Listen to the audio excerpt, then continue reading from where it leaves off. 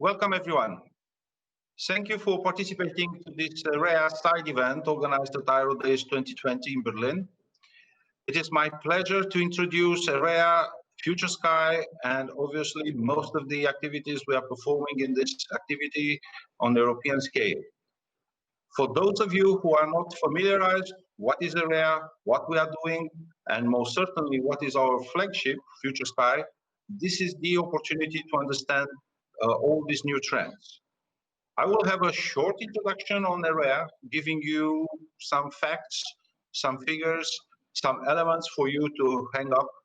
And then obviously we will continue a very interesting session, having a lot of people attending, being able to provide the feedback with respect to the research activities we perform in the aviation sector.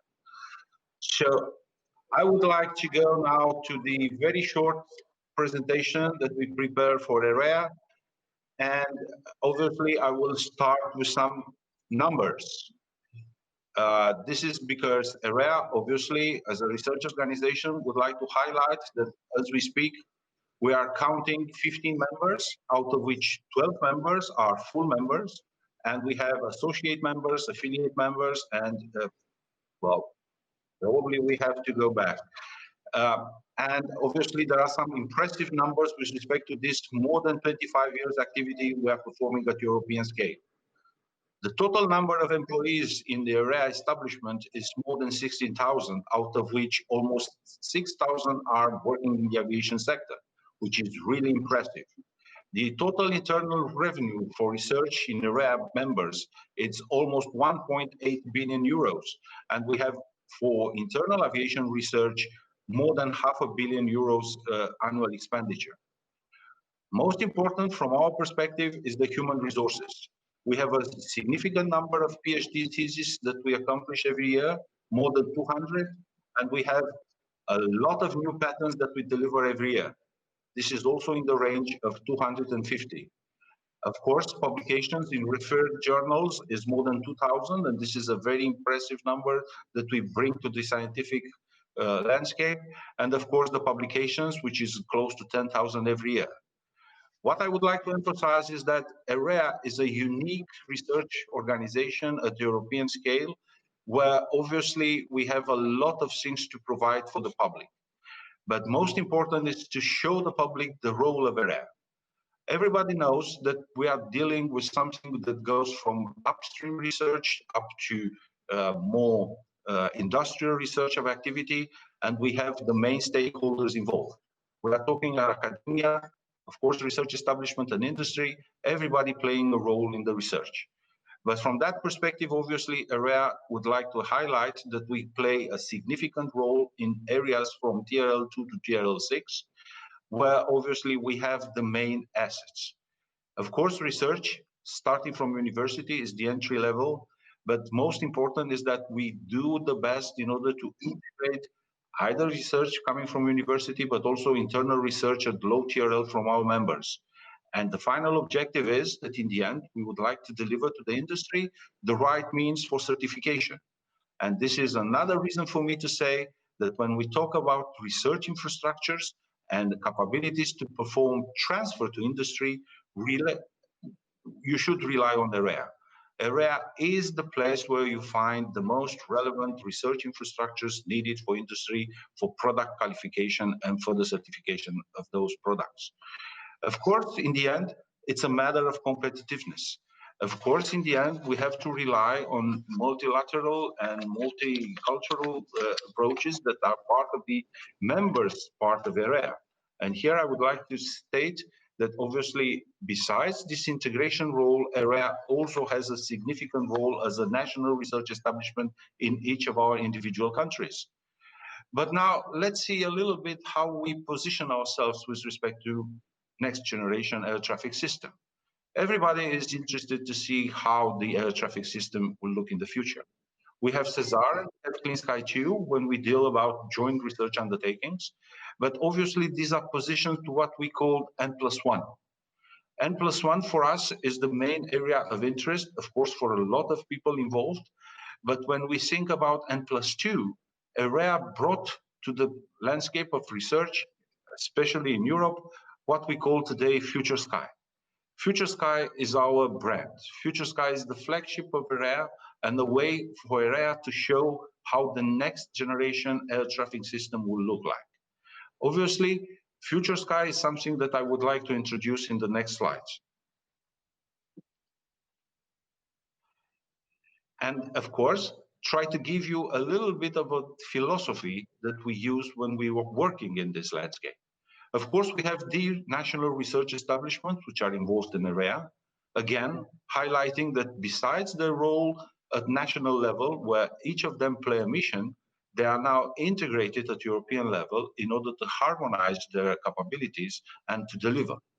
Of course, we rely on academic and also on industry. And in the end, we have a strong partnership with the European Commission by co-funding activities in either Horizon 2020 or in Future Horizon Europe.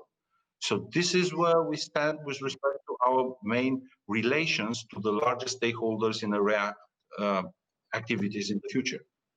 Now, of course, we prepare Future Sky according to this structure. And the thing that we took into account is to adapt this internal Future Sky structure to the opportunities that be provided by the European landscape. We define Future Sky based on 6 themes. We define safety, quiet air transport, energy, urban air mobility, security for aviation, and circular aviation as these 6 themes of the EREA Future Sky. But last but not least, the idea of using our research infrastructures, as already mentioned, unique research infrastructures with respect to their capabilities and their purpose with respect to the aviation products into this picture. Obviously, some of the most relevant establishments in our organizations are leading each of these 6 themes, as it is the case for NLR for safety, ONERA is leading quiet air transport, CHIRA is leading energy, urban air mobility by DLR, ONERA again for security for aviation, and LLR for circular aviation. But this is just to show that there is a strong organization behind our 6 teams. And last but not least, we have some success that we can deliver. And in that sense, I will just try to highlight that if we are referring to the Future Sky Safety, for instance, or probably quiet air transport and Future Sky Energy, which are the 3 main sections of the EREA, we can highlight something that is very recent and we can bring to the table. When it comes to safety, of course, that involves a consortium of 33 partners. The work which is linked on this section is coordinating of institutional safety research and more specific, we try to take activities which are linked to the specific solutions for runway exclusion accidents, total system risk assessment, resolving the organizational accident, human performance envelope, mitigating the risk of fire, smoke and fumes.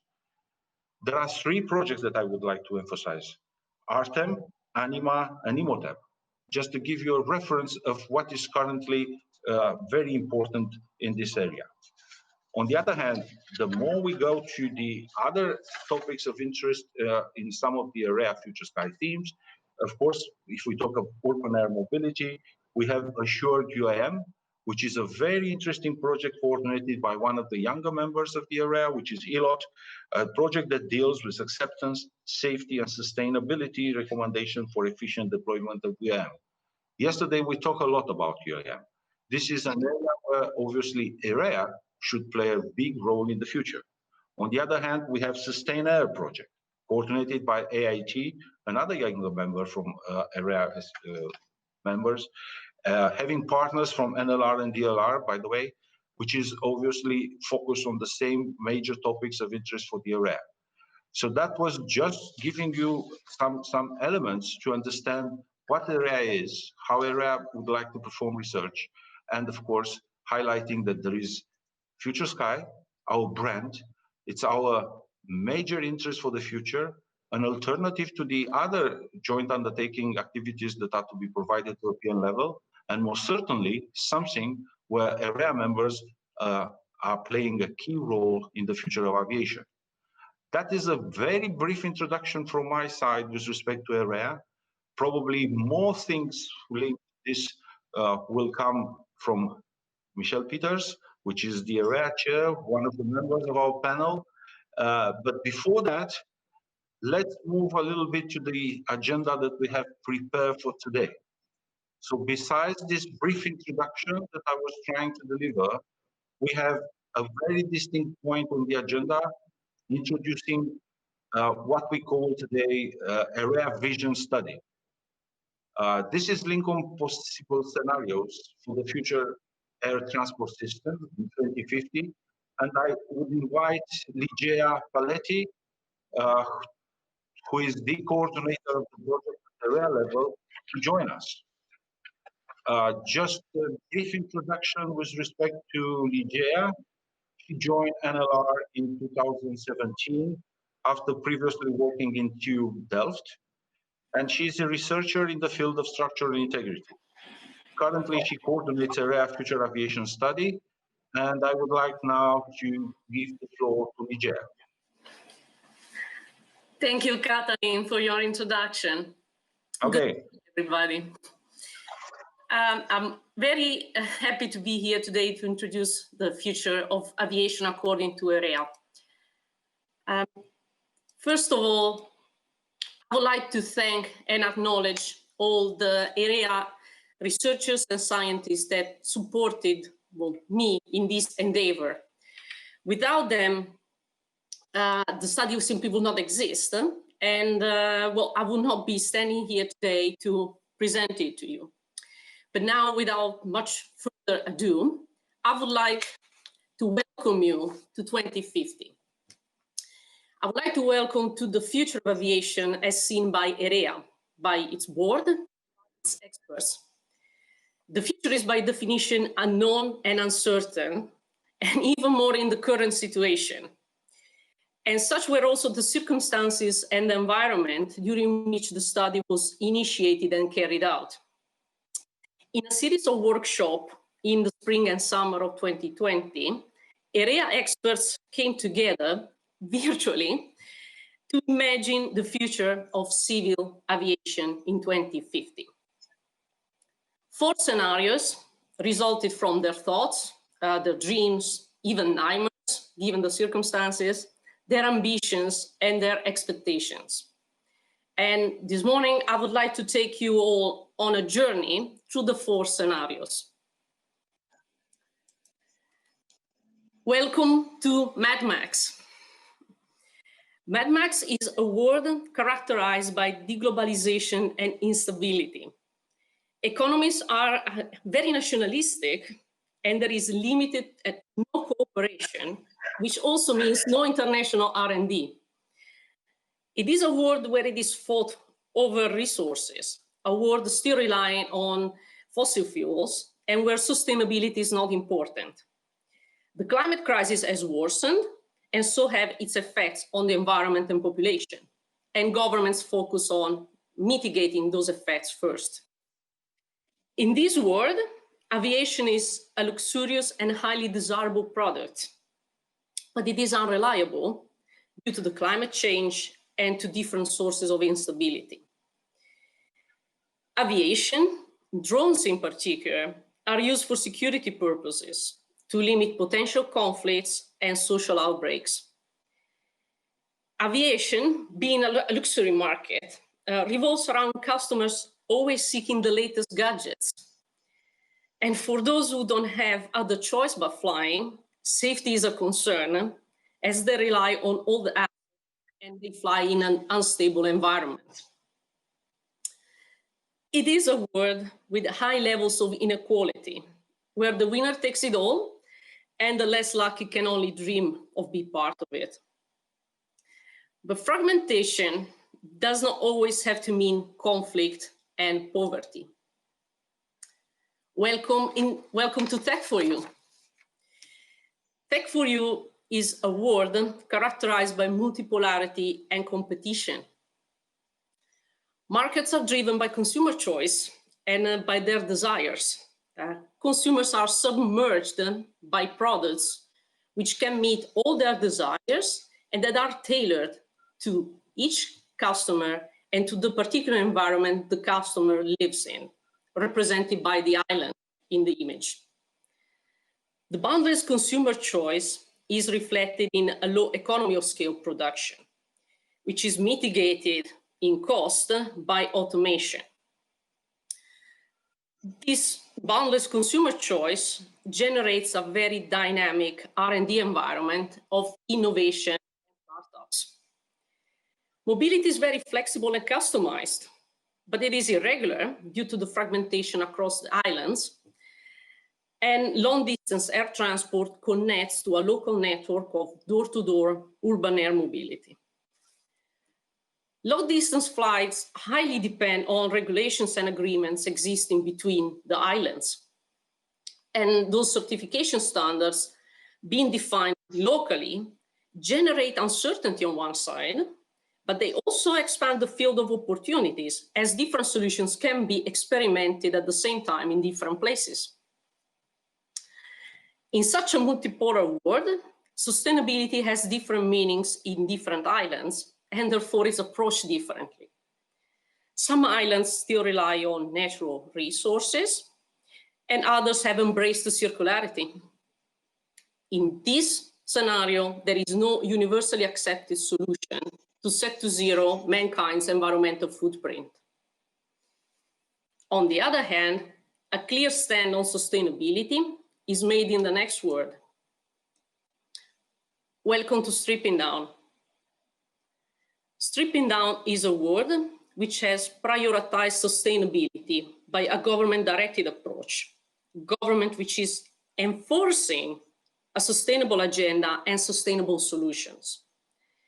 This is a world characterized by political stability, where few large continental-sized democratic blocs have planned and coordinated economies, which can deliver a slow and stable economic growth and a stable R&D environment.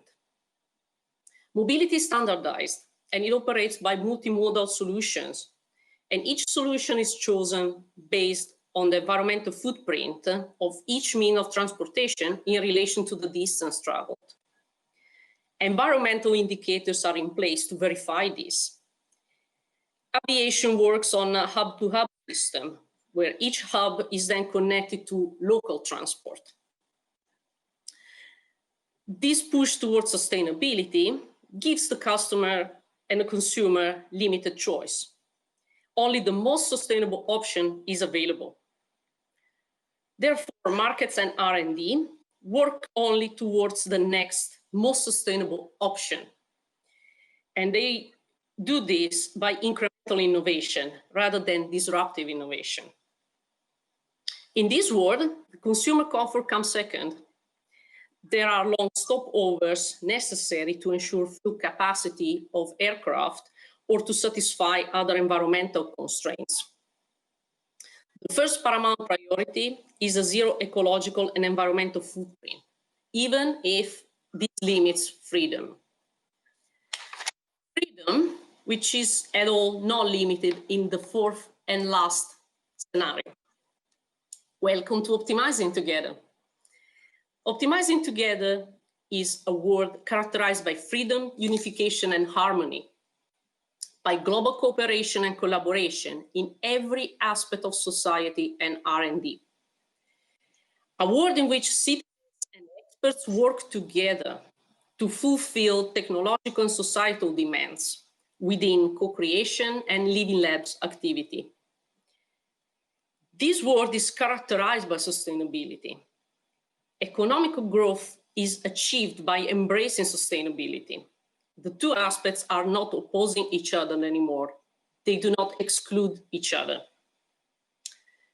Cradle to cradle and lifecycle management principles are normal part of every product development and of everyday life. In this world, mobility is growing without limits, and it is fully sustainable. Clean sources of energies are used, and the vehicles are designed using biomaterials or recycled materials, materials who have a very low environmental footprint. Different aviation solutions are available for all journey segments, from urban air mobility through long-distance flights, information, to suborbital flights. And this is a world of unlimited possibilities.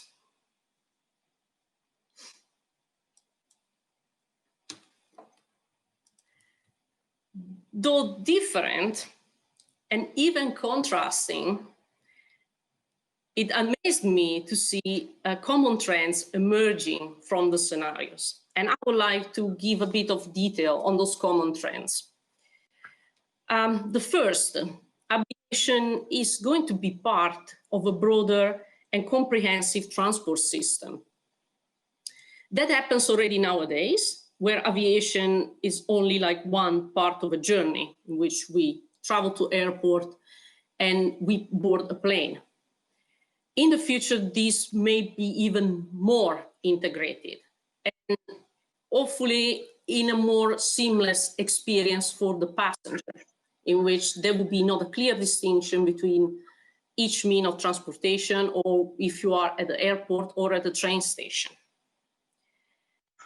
The second trend is the awareness and demand for security and safety.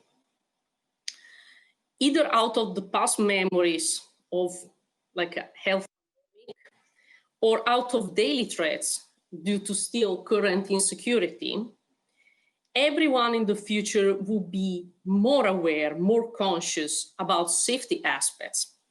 And security and safety will be demanded by everybody before considering stepping into an air vehicle.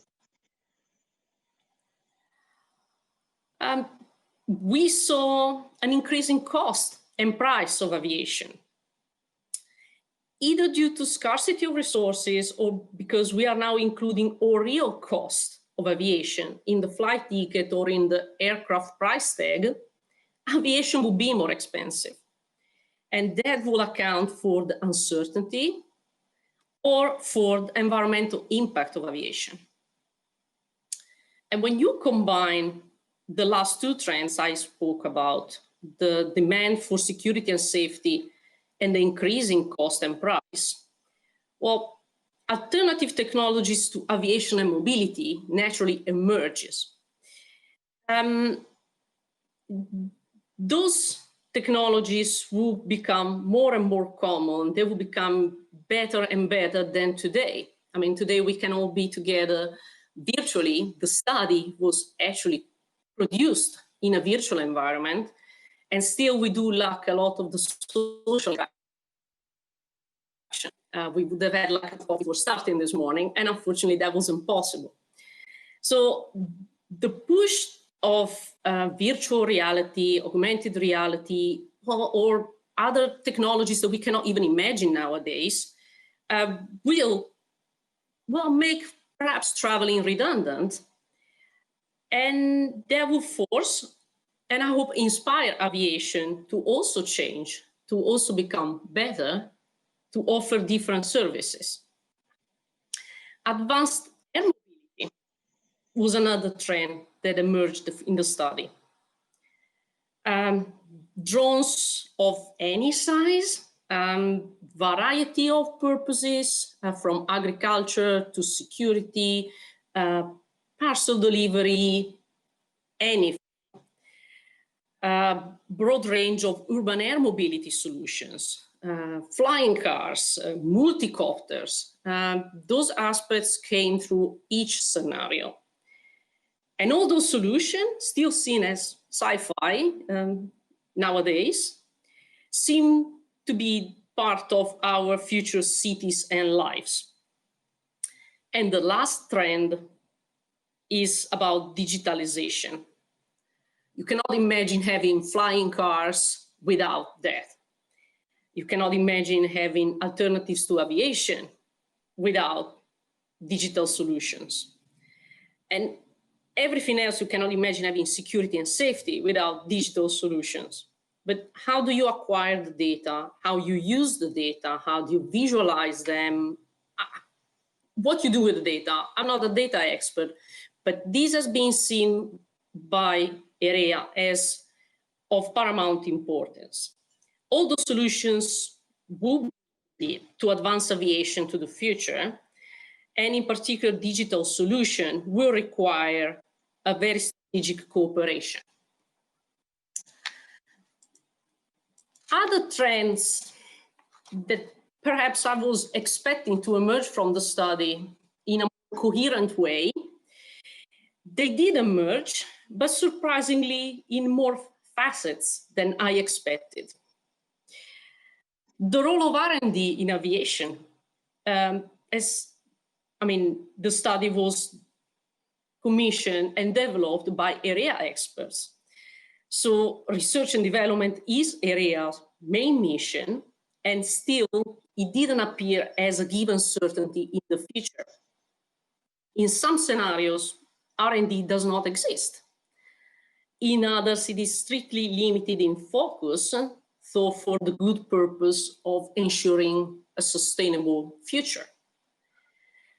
On the other hand, we can see social innovation and co-creation emerging as a character for the future of R&D, which really fits the urban air mobility topic.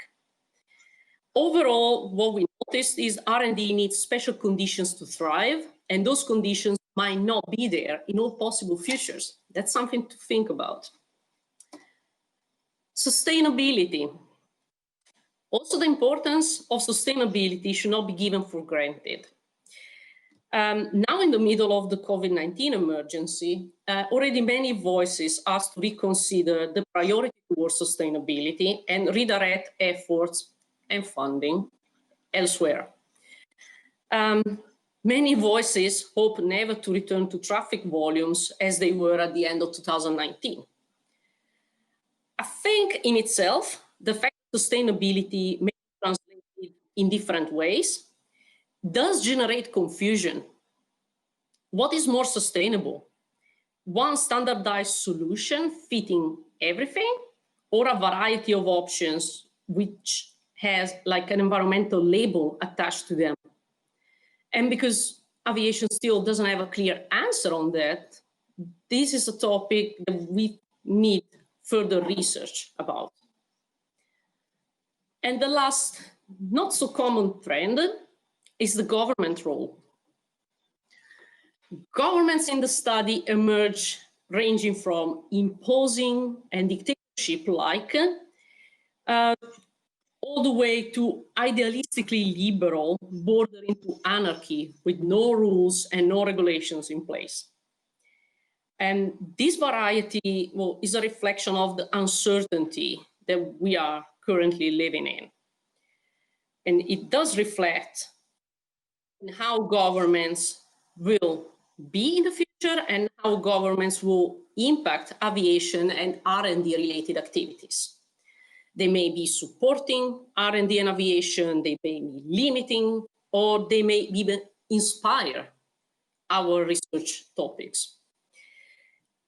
In a fragmented world, for example, a broad range of locally diverse regulations are not really like the perfect environment for a safe and profitable aviation.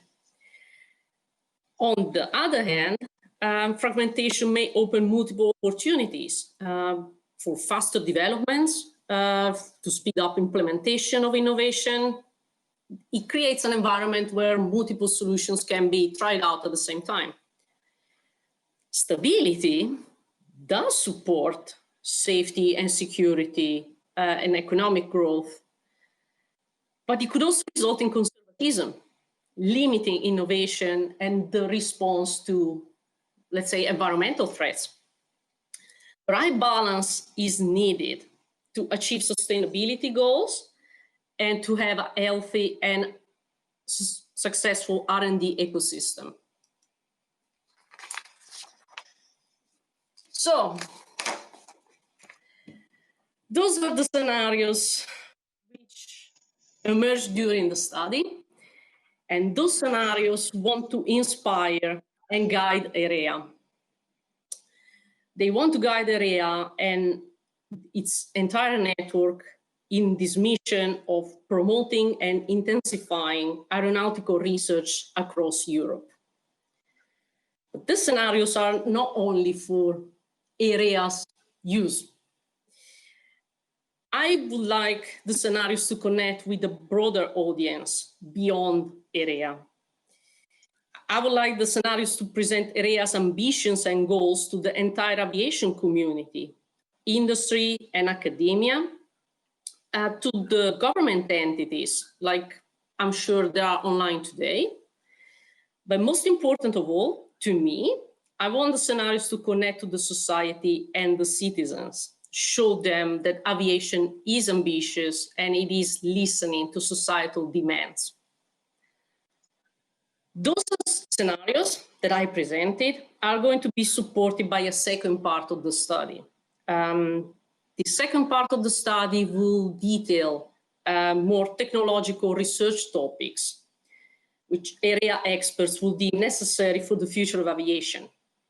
The second part is still in work, and I hope to have the honor to present that to you next year. So we are here today to hear about the future of aviation, and we're going to have next a panel of experts giving us their dreams about the future of aviation. I gave you EREA's future of aviation, what its board, its engineers, the scientists, the researchers see as future of aviation. And I'm also part of EREA. So I want to kick off the panel discussion with my own vision of the future of aviation, which of course connects to what you just seen, as I am part of EREA. But I had my own twist. Katalin presented Future Sky, and I am actually Future Sky team leader for circular aviation. Next to that, I am absolutely an aviation passionate. I want aviation to thrive in the future. I want to fly myself. But I don't want my passion and my dream to be an obstacle for other people's dreams. So what I dream about the future of aviation would be a real sustainable aviation. And what I mean with that, because the moment that I say sustainable, I'm sure that you think of emission and noise, because most of the research right now, sustainable aviation is about hybrid electric, it's about zero emission, it is about quality of life next to airports, reducing the noise, reducing the other source of pollution around airports. But that is not the full meaning of sustainability. We need to keep that in mind as aviation community. Sustainability means so much more than what we are used to in aviation, that the United Nations have 17 sustainable development goals, encompassing many different aspects, which sometimes can be seen as alien to aviation, such as goal number 2, zero hunger. In reality, aviation could support that sustainable development goal. And the fact that they are not alien to us as aviation community is reflected in the fact that ICAO has adjusted those sustainable development goals in an aviation version. When combining this with the Green Deal and the European ambition to be climate neutral by 2050, I think we can encompass in our aviation sustainability ambition aspects of its impact and effect on society and biodiversity, which are right now not acknowledged and assessed, like the mining of resources needed for aviation and end-of-life aspects. So I try to broaden my own meaning of sustainability and my own vision for the 2050 future of aviation is a sustainable and climate neutral circular flight. And that I'm personally going to work with, hopefully with everybody's help. And now I'm curious to hear about the panelists and what their dream for the future of aviation is. So thank you for your attention. Okay, thank you, Ligia, very much for this interesting work that you perform. Obviously, I would like you to convey our thanks to the people involved technically in defining this document that we would like to distribute to the community. Obviously, I would like to ask you a very nasty question. These were scenarios.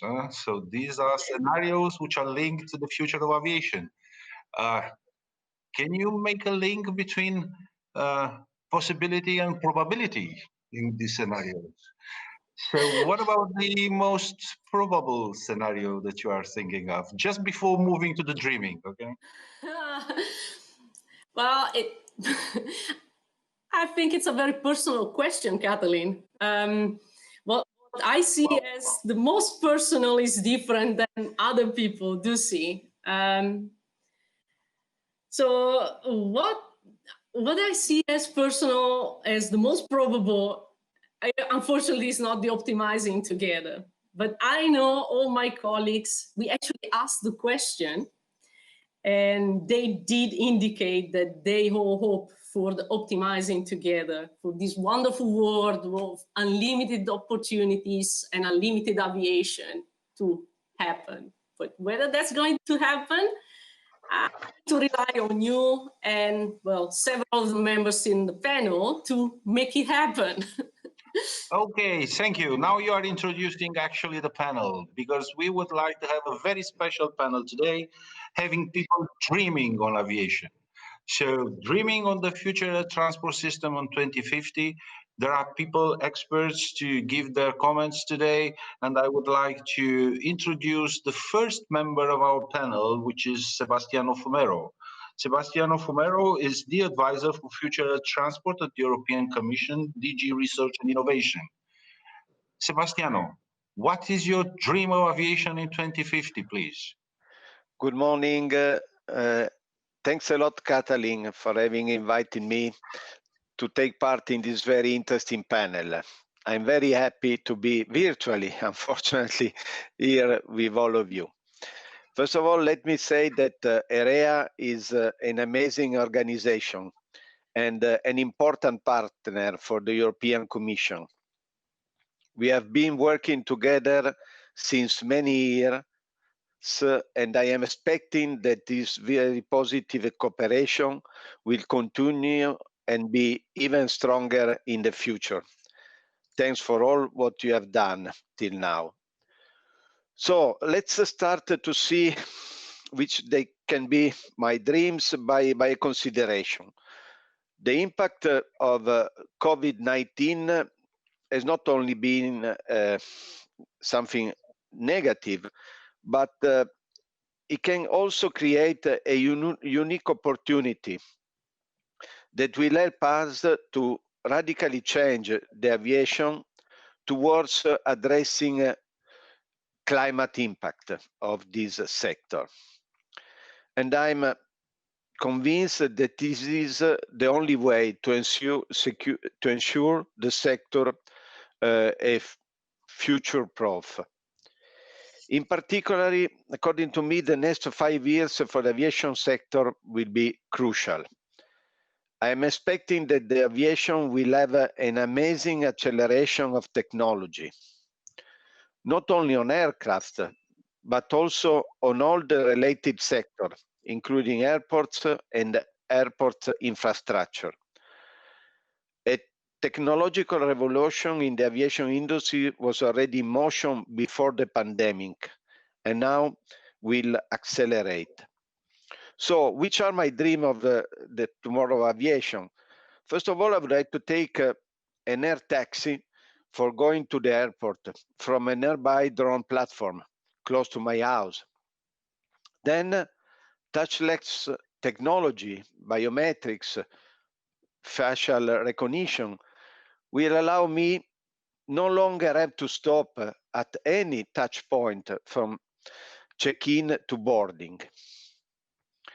Airports were already investing in touchless technology before the pandemics to speed up the boarding experience. This can become a reality in the very near future.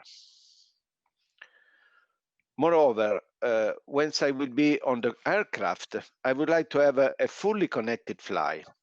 in a climate neutral aircraft, potentially powered fully electric, with no noise at all.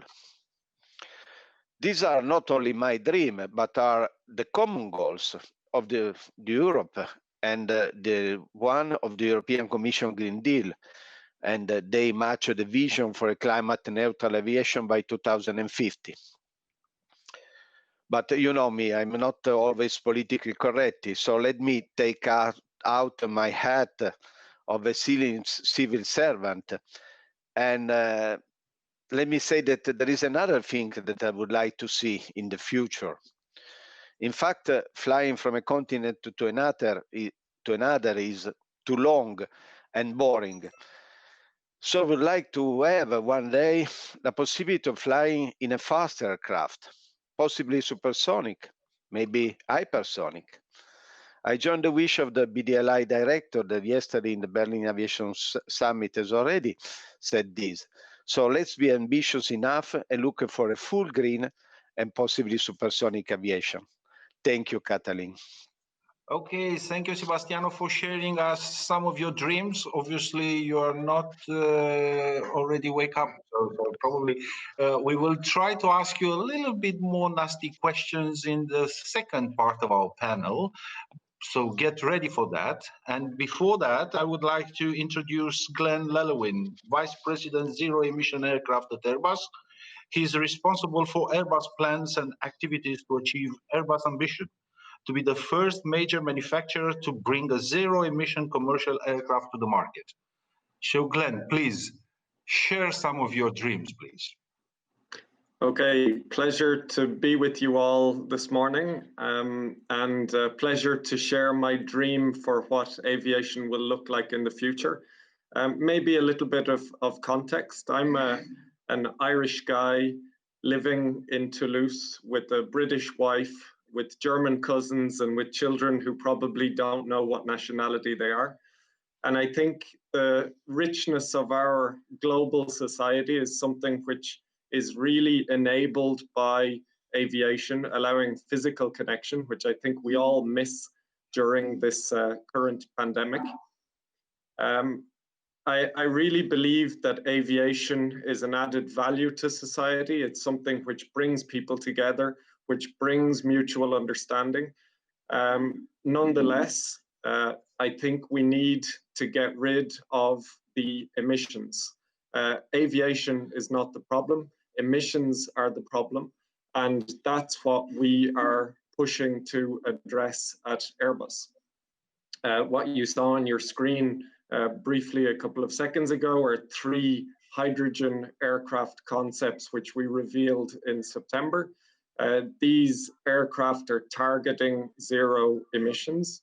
We see hydrogen as having the potential to achieve genuinely zero emissions, which means zero climate impact, means zero greenhouse gases. That's definitely the ambition of this project, and that's what we're pushing for. That's what we share as ambition with our partners that we're working on this project with.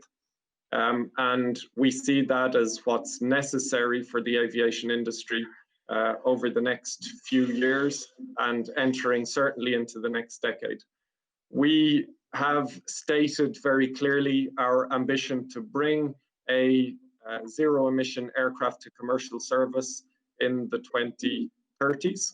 And my dream would be that these zero emission aircraft are economically viable, are making real economic sense so that they start to be used everywhere and that they penetrate the market in a massive way such that aviation continues to provide the value add that it gives to society, but with zero climate impact.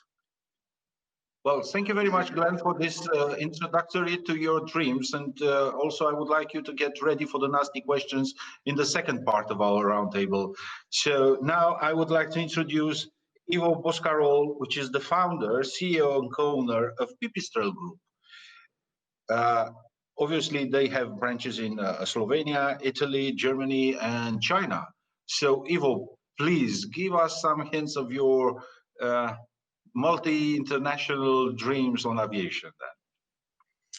Thank you very much. To respect the short available time, I put most of the information on slides, which will remain then available for download, and I will focus only on my short comments. All of us here love aviation, that's for sure. But unfortunately, as it is today, it also contributes to pollution. So thinking about future aviation must mean thinking about cleaning the atmosphere. If you look at the Earth from the space, you will see a tiny blue belt around it. This is our atmosphere. We can live months without the food, weeks without the water, but only few minutes without the air. Since the wheel was invented, we have been trying to reduce the transport time, but because of the increased population, better travel comfort and safety standards, the travel time is increasing again. So major changes in transport concept are needed, considering the advantages of the third dimension.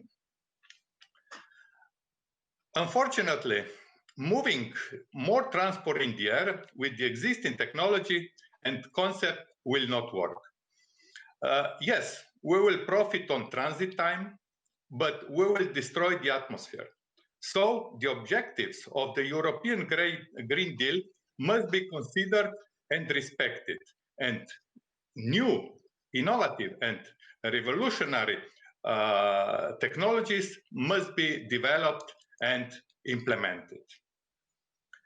Time to implement the innovations in aviation is unfortunately too long. We must speed up this process. Imagine that between the first type certified piston engine aircraft in 1927 and the first type certified jet aircraft, there were only 25 years. But between the jet and the first electric type certified zero emission aircraft were 68 years. We must shorten this if we like to achieve our goals. I really hope that achieving the fourth generation or let's say aviation propulsion milestone will not take so long. Electric propulsion, sorry, we need to move the slide. Electric propulsion is now proven to be safe, and it can be used in commercial aviation. We know this now. But this is this was the needed condition to open the doors towards zero emission passenger and also cargo transport. So now we have a proof and we can go forward in this direction. But we have more homework to do, and not only in aviation, but in the complete ecosystem. The transport is still organized in a non-efficient way. To reach the destination, we are losing the time exchanging too many ways and means of transport. Nowadays, we bring passengers to the airport, and this is wrong. We are destroying the best agricultural land to build large airports, so new concept, which will bring the airport closer to the passenger, must be implemented. The concept of climate neutral regional miniliner or microfeeder can be a solution and also a reality very fast, for sure in 2050, if commercial air transport is legalized on small airports, what is not today. So it is a duty of all of us involved in tomorrow's aviation to contribute to the solutions which will bring aviation towards 2050 climate neutral goals. European Green Deal guidelines are the only way to reach the need and also the desired results, and must be followed also after 2030. This must be a real focus to go in this direction. In Pipistrel, we believe that SMEs can contribute to climate neutral aviation. We have been producing electric aircraft since 2007. By type certifying electric aircraft, we gave a message to the industry that commercial use is possible and the right way to go forward and to follow. Our future plans are ambitious, but achievable only if worldwide regulatory institutions work hands in hands with stakeholders. What I see as a must is that automotive and aviation industry cooperate in this process. Automotive industry must bring its standards closer to aviation ones, and aviation industry must adopt the advantages of the lean and mass production to make tomorrow's transport industry stronger, profitable, and meet the needs of European citizens. Okay, thank you very much, Ivo, for enabling us to have a lot of food for thought and potential questions from members of the panelists and myself in the second part. Now, it's my pleasure to introduce the Chief Executive Officer of NLR, the Royal Netherlands Aerospace Center, the leading center for aerospace research and innovation in Netherlands, obviously. And here I have Michel Peters, also acting as EREA chair. So, Michel, give us the Dutchman flying dream. The Dutchman flying dream. Yeah, thank you very much, Katalin. And also thank you, Ligeia, and all my predecessors here in this forum. What's my dream of 2050 related to aviation, I believe? Well, I think it's an easy one. I dream of a completely emission-free flight or air transport system in 2050, but I think that might be still a dream in 2050. But what I do imagine us is that we are being climate neutral in 2050, well on the way of becoming emission-free. I dream of new, innovative configurations that allow for a significant reduction in power use, simply by optimizing design. I also genuinely believe that a lot can be gained by this, but we must be bold. We can only do this if we de-risk the development process and significantly speed up the test and certification needed.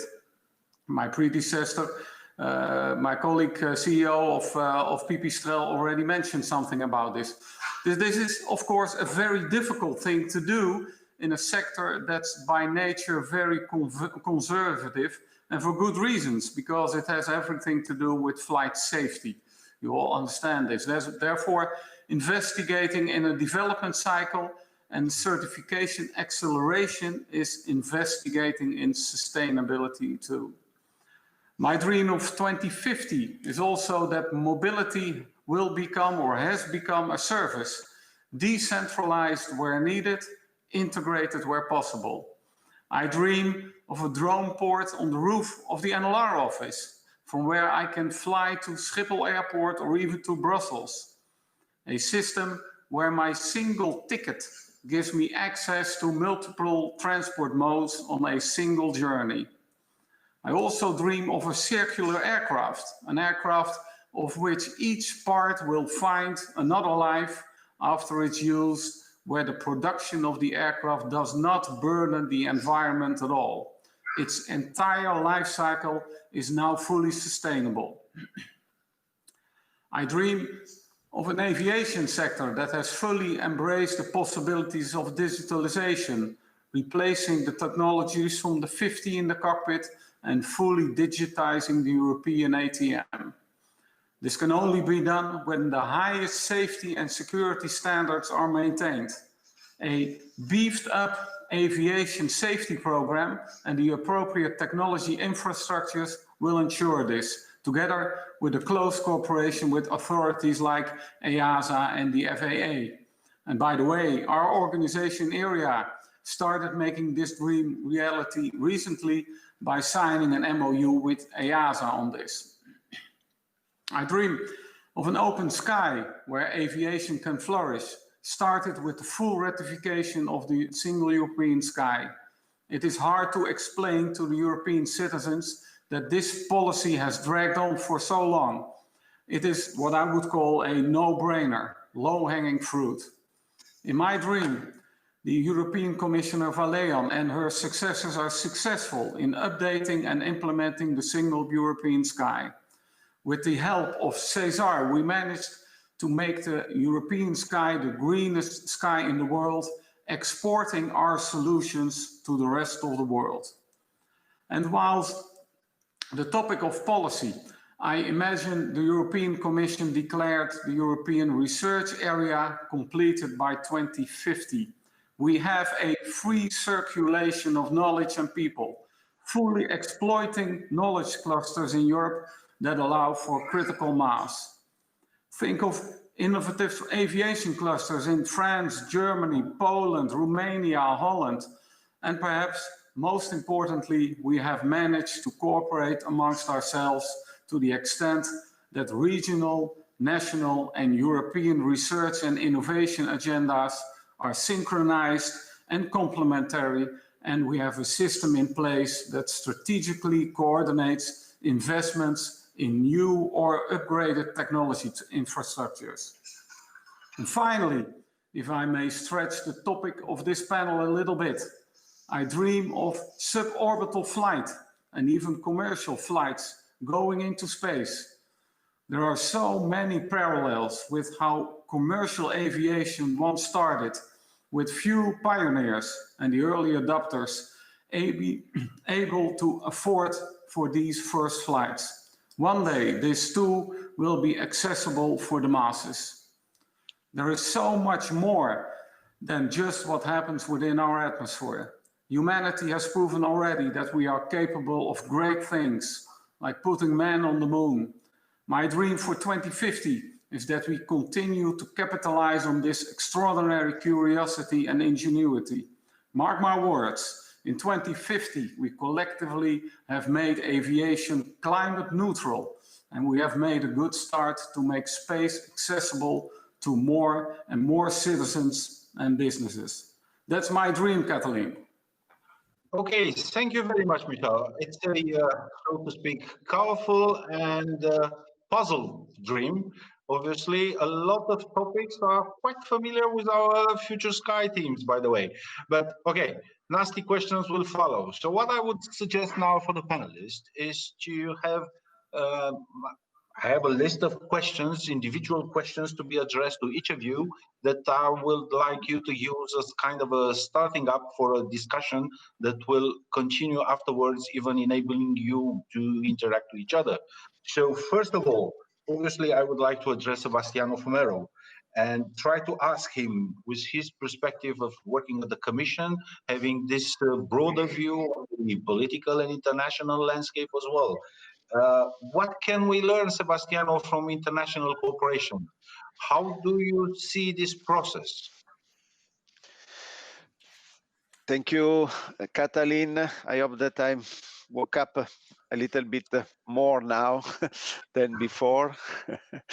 So, which is the landscape? The landscape is that we have currently USA and Europe that they are competing in the civil aviation market. And soon we will have a competition coming from China. But the aviation industry and the supply chain are global. And traditionally, the EU and the rest of the world have collaborating because the challenges that we have are global. And if we want to have a more environmental friendly aviation, we should cooperate. The rapidly evolving high-tech aviation sector, future air traffic management are of mutual interest. This is certainly something that we need to do together. And aviation safety, new aviation global rules and standards have been and that can be better advanced if we work together. Climate neutrality is something that we can only achieve if we are cooperating. From the European Commission point of view, we have a long-lasting tradition of cooperation.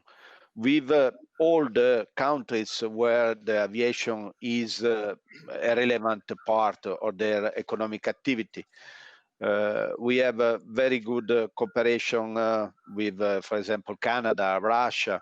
We are even cooperating with China on some low TRLS element. So cooperation is extremely important. We are going even to increase it in Horizon Europe. The idea is really to harvest ideas, energies, and possibly co-funding mechanisms from all the different areas in the world.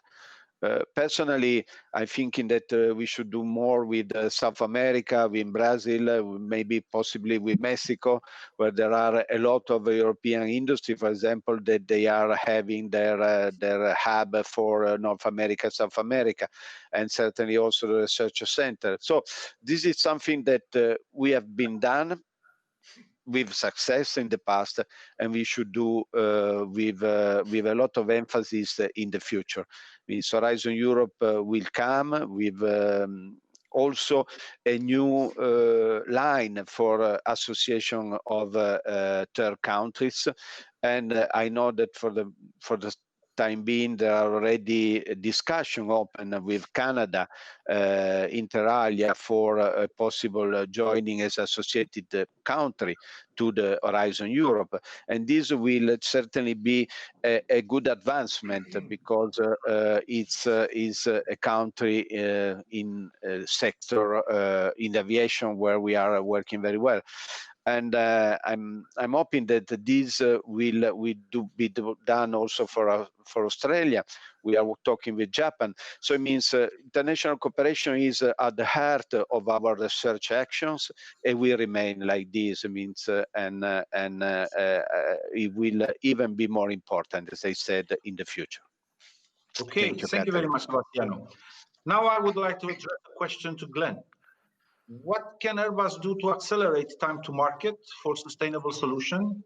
And how can we as a research establishment to be part of the accelerated process, Glenn? Great. I think the key to our success in bringing a commercial zero-emission aircraft to the market by 2035 is going to be through partnering. And partnering really means public-private partnerships, partnering with research institutes, and partnering with people who are not necessarily typically in the commercial aviation domain. I mentioned earlier that what we're focusing on at Airbus is zero-emission aircraft powered by hydrogen. We have to recognize that the automotive, the trucking industry, the space industry have a lot of experience in those areas already, and we need the humility to onboard those partners in this adventure, recognizing that they are also going to help us and play a key role in bringing a zero-emission aircraft to market. I think in terms of acceleration, our ambition by 2035 is in fact a huge acceleration compared to what has been discussed previously of a zero-emission aircraft in 2050, for example. So we're putting the accelerator pedal down extremely hard to achieve this ambition. It means that we're going to have hydrogen propulsion systems flight tested by 2025. We have several hydrogen propulsion system concepts on the table today, and we plan to down select the ones we take to flight test in around 2022 timeframe. So we're in the process also of onboarding partners to help make that happen, and that includes research institutes as well as industrial players.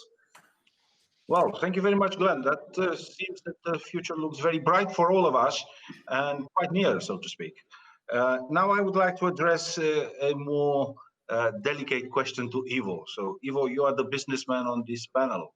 So how is the market looking in 2050? How would be Pipistrel's portfolio by 2050? Can you comment on that? Oh, yes, I can. But a lot of conditions should be fulfilled. Yeah, I believe that in the next 30 years, Pipistrel will for sure follow the 2050 climate neutral goals and contribute that they will be reached. We are not big, but we will contribute in this as we are contributing now. And we will try to make the society happy and satisfied. That's our, let's say, vision and goal. And I can assure you that in 2050, Pipistrel will have in its portfolio only zero emission products. That's what I can say today, and it will happen tomorrow. Pipistrel will also enlarge activities from only aircraft products to mobility solution in general, so towards sustainability in general.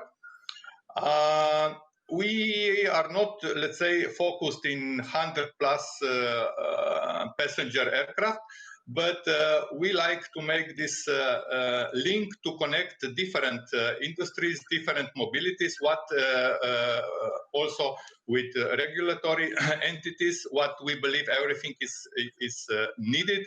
And what we were forced also to do in the past years, like pioneers of electric aviation, we were involved almost in all processes. But we like really to follow this mission also in future for noiseless aircraft and service as close as possible to the passenger, because this time must be really shortened. And yes, emission free. We count a lot of hydrogen also. You know our projects; they are published. So 2050. Pipistrel, if a lot of conditions will be fulfilled. One is, of course, market.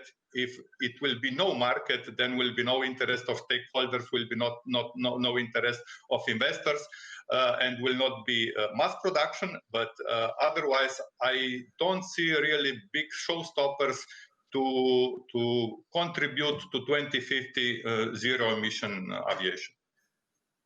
Okay, thank you very much, Ivo. I will skip my desire to ask you how much a Pipistrel will cost in 2050, but I think I will address a nasty question to Michel. Taking into account that you had a very puzzled dream, assuming that you are granted one wish, what would be your wish? Okay, thank you, Kathleen. And I assume with your question, you mean if I would be granted one wish, you would fulfill it, I guess. Because also only granting... That's the second part, Michel. That's the second part. Okay. Of course, I would say, but that's a bit awkward. Of course, I would say, well, I want more wishes, of course. One wish is not good. But that's out of the question, I guess. Okay. I wish that the sense of urgency to act on the climate challenge will be and is fully shared by each individual and company on this planet. The reason why I say this is that I think that with the right societal and political will, we can really do this, but only if we all want this. If the EREA vision study has taught me one thing, it is that the optimal scenario can only be achieved if everyone really puts behind one goal. But on the other hand, I'm quite confident that we all do this. Consumers will use their power to change the sector, assisted by the governments, but also by the stakeholders of the companies, and of course by the companies themselves. Public and private investments will follow, as well as radical new technologies, and governments will see the need to quickly implement single European sky. But none of this is of any use when for every tree we plant in Europe, one is cut down in Brazil, as an example, of course. For every new and improved aircraft which is added to the fleet here in Europe, a second-hand kerosene guzzler is handed down to an airline elsewhere in the world. National or European emissions are nothing but a statistic if we do not manage to significantly lower the emissions on a global level. And that's why it's so essential that everyone rallies behind the same goal, why we need to cooperate. This is a plea for the European and global action. That's why I'm glad this conference is happening and why the European Commission is supporting this so strongly. That's my dream and that's my wish, only one. Okay, thank you very much, Michel. I would like now to close the circle with the lady doing circular aviation. So, Ligia, tell us a little bit about what you need in order to complete your dream. And take into account that will be the question for all the panelists to follow. What I need. Actually, I really would like the support, and not only with words, of all the people in the panel today. I mean, that's interesting because we have Michel here who can physically do something about that. Exactly. So, before moving to this type of more professional, personal, direct questions, Sebastiano, can you tell us, in order to achieve your dream, what is needed? What do you need for that? And not to forget that, by the way, you still have to answer one nasty question about supersonic things. But okay, first, what do you need for your dreams? I think that the key word will be not funding, but leadership. Leadership is extremely important. Leadership banding objectives. In other words, it's necessary that we have a strong, and allow me to say, stubborn European Union. With its leadership, steering, and also financial support, should lead Europe, the European aviation, and rally the other nation towards the European Green Deals. This is extremely important, and it's a responsibility that is on us. It means on the European Commission, the European Union, to do this and to be strong enough for making this dream of a climate neutral aviation true. Okay, and when it comes to Airbus, Glenn, what Airbus needs actually in order to fill these dreams? So we're planning on spending hundreds of millions up to 2025, billions beyond 2025 as part of the program development for the zero emission aircraft. We see a lot happening in Europe in terms of support for this, in terms of creating the conditions of success for this kind of aircraft. What I would wish for is that Europe starts also to play much more on the global stage to make the conditions for success globally implemented. We are an aircraft manufacturer. We require a global market. We can't just have a zero emission aircraft bought in Europe. So we need European Union and even the actors around the table today to be pushing at the global level. Okay, Ivo, that's the vision of a big company. In your case, how do you see things, assuming that you may ask a wish, and what do you need for that? I believe we have the same challenges as Airbus has. You know, the zero is zero. It depends only where you put the one in front, you know, about millions or billions. But we all need market. And to make market, you know, the regulatory institutions and stakeholders must really start working hand in hand to improve the regulatory side. If we will not have global standards for new technologies, for new ways of flying, for new type of aircraft, for new propulsions, we will simply not make the business case feasible because it will be too expensive to develop something for Europe like we develop now, because European CS LSA standard is not recognized in US, is not recognized in Canada, Brazil. We cannot sell the aircraft almost out of European or EASA member countries. So this must be done, you know. So globalizing the standards, and this will assure the market. And if we will assure the market, then it will be very easy for us to have enough money. Doesn't matter if you are a smaller or medium-sized company or you are a big-sized company. Everybody needs market, and the market is in the hands of regulatory institutions. So regulatory institutions must push this, let's say, process forward, also by, I don't know, regulatory motivations of emission-free transport or penalization of the ones who is polluting. All this they have in hands. Okay, Michel. This is what we are doing. When I'm talking about leadership, I'm talking about what already the European Commission does in all these aspects. It means for having global standard, for having you know, the same approach everywhere. So it means we are working on this. It means my colleague on DG Move, they are leading this, and we are certainly doing this in the best possible way. I don't say that you are not working on it, but we need results, you know. We must be on the market.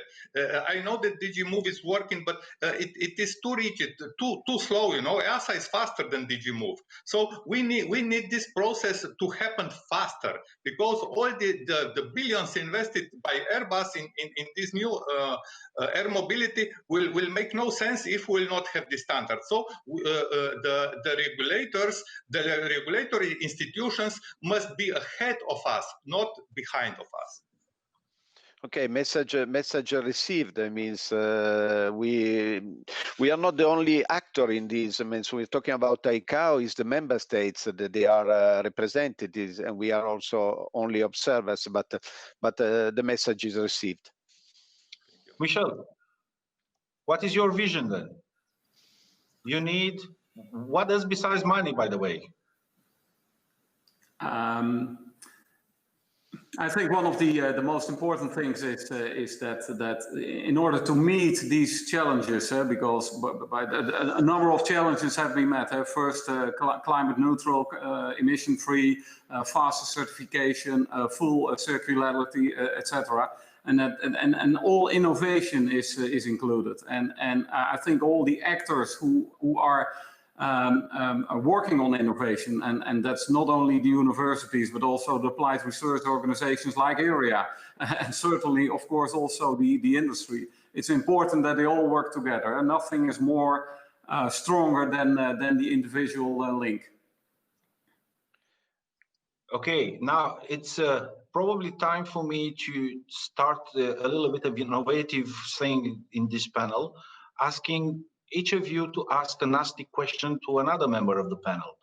And probably in order to anticipate something, I would like Ivo, first of all, to recall something he mentioned when we did some kind of an introductory session. He said that there is a certain advantage we have in Europe compared to other areas like China, potentially, with respect to certification process. Ivo, can you continue asking on that? Well, as I just mentioned, yes, we are a little bit lucky, I must say, that EASA at the regulatory side is really pushing innovation, new technologies, and also because of this push, we were able to type certify the first electric aircraft in the world, what would not be possible in this moment somewhere in Brazil or Canada or also in US. So this is fine. And also the other institutions, like just mentioned, DG Move and the others, are moving in the correct direction. But this is not enough. You know, the investments are extremely high. high. You know, the development in aviation is the second most expensive after the space industry. So we must assure a global market to be successful and to reach then the goals we all have for 2050. Without the market, you know, if only Norway, I don't know, will implement the rules that emission-free aircraft don't pay, I don't know, taxes or landing fee or something like this, this will not contribute to a fast movement to the final goal. And what I already mentioned also during the presentation, we need mass production. So in future, you know, we will not produce anymore in 50 years 450,000 four-seat aircraft. We will produce them maybe in few years. So we will, let's say, aviation must profit of the car industry, automotive industry, lean technologies, lean standards, and car industry must join with, let's say, adopting higher standards that we will make a strong combined industry to fulfill the needs of the citizens and better tomorrow aviation. So if I understand correctly, EASA is doing a good work, in your opinion, in this subject, yes? And did you move? So Glenn, from your Airbus perspective, so to speak, what's your opinion? Yeah, I think it comes back to perhaps the point we were talking about earlier. I think things are progressing well in Europe. I think the ambition is really clear. I think we're putting in place the necessary steps and ecosystem for zero emission aircraft to be successful in the future. I think we are keen that influence, that European influence, extends itself across the world. It's really important that this happens. Okay, Sebastiano, then can you comment? But means I am particularly happy that what Europe is doing and trying to do is recognized by the other panelists. It means in a situation that is not particularly positive from a budget point of view, we are desperately succeeding in having an ambitious future joint undertaking in aviation and in the ATM system. So we are trying to secure enough resources for being ambitious in line with our ambition. And on the same way means I think that we will need to call on duty also the national funding mechanism and the regional funding mechanism, because we will need a better integration if we want to achieve the goals that we have set. Means I was saying before, leadership. This is what we need to have. It means the leadership that it should be done by the European Commission and should have all the sectors allied in order to get these. Means it's clear that Europe cannot stand alone in this path towards climate neutrality aviation. We will need other countries, other nations to do the same, but we can lead by example. And I'm sure that if we succeed in having sooner than later the possibility of offer to the market green aircraft, we will not only reach our goal of climate neutrality, but we will also support the competitiveness of our sector in Europe. So it means this is something that we will have to do hands by hands with the private sector, with the national authorities, with the regional authorities, to be able to really join all these resources and willingness and idea for that goal. Okay, thank you, Sebastiano. Michel, just one chance for you to say something with respect to EREA, because this is an EREA session, by the way. So you know, too many vision without action is kind of a hallucination. So what is EREA doing? Tell us no need to explain EREA, I guess. We are part of the innovation chain. We are a combination of applied research institutes in Europe, specifically dealing with aerospace. A large organization and part of the innovation chain. Like I said before, the innovation chain and keeping that chain together is essential in order to meet the very ambitious goals we have with respect to aviation. It was mentioned a little bit, I think, by Ivo, and certainly by Ligea, is that infrastructures we have are essential, and we have them, ranging from sophisticated wind tunnels to and including research aircraft in which we can implement the latest and greatest in a as realistic environment. A very specific example, as NLR, we very recently bought the first type certified Pipistrel aircraft, which is currently, to our view, a bit of a limited endurance, about 50 minutes I've learned, with a 10-minute reserve.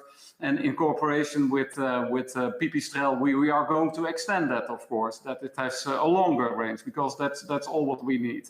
So we are there. We are ready as EREA, the individual members, to help implement those ambitious goals set not only by the European government, but also, of course, by the national government, but also to assist the industry of developing, certifying those aircraft and designing that air transport system of the future.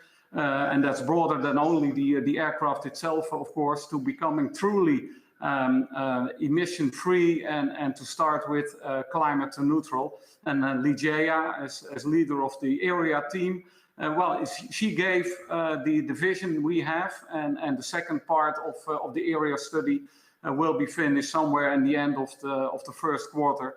And as such, we want to give our input to that, and we are fully ready to use all our expertise and our facilities to make this goal happen.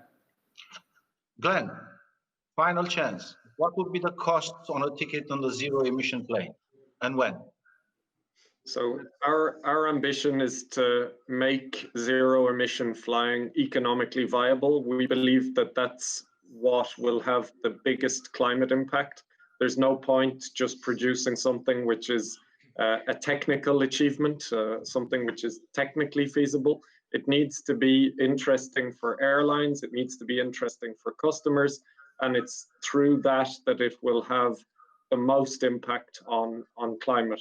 And we have signed 2 MOUs with EasyJet and with SAS Scandinavian Airlines, which are allowing us to explore what are the challenges, but also what are the opportunities which they could have associated with zero-emission aircraft.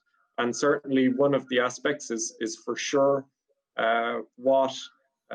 what needs to be done to make sure these are aircraft which are economically viable into the future. That's very clearly a target.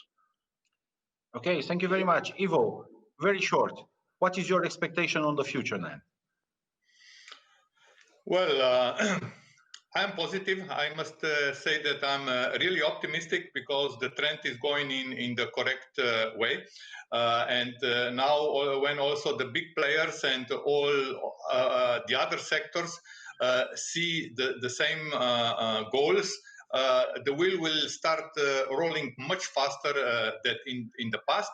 What we must be very careful is to motivate and to endorse also the final users, the passengers, the customers, that these new technologies are safe, that they will not be afraid to use them. And we must, of course, do a lot of promotion. Otherwise, I believe we can invest in a sector which will not be accepted as we wish and will not be possible to make the business case in a way that we will offer an affordable way of transport. Sebastiano, final wish from the Commission for collaborative research in the aviation sector. Give us a good news. Good news.